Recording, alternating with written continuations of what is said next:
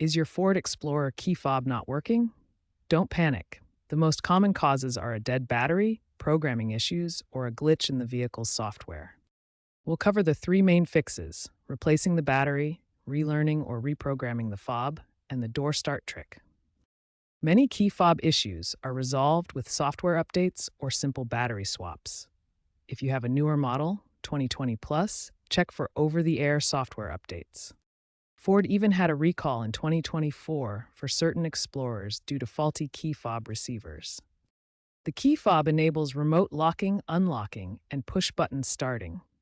You might need to replace or reprogram the key fob if the buttons are unresponsive or the car displays a key not detected warning. First, replace the battery in your key fob. These devices typically use a CR2032 or CR2025 3-volt lithium coin battery.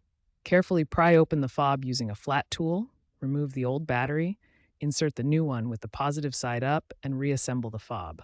Ford recommends using genuine batteries to ensure proper compatibility and avoid potential issues. If replacing the battery doesn't resolve the issue, you may need to reprogram the key fob to sync it with your vehicle's computer.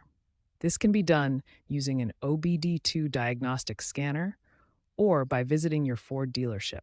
The process typically involves cycling the ignition key and pressing the fob buttons in a specific sequence to establish the connection. Finally, if you need to start your vehicle in an emergency and the key fob isn't working, try the door start trick.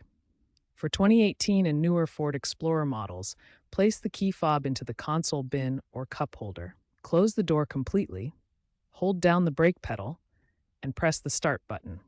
This bypasses the fob detection and allows the engine to start.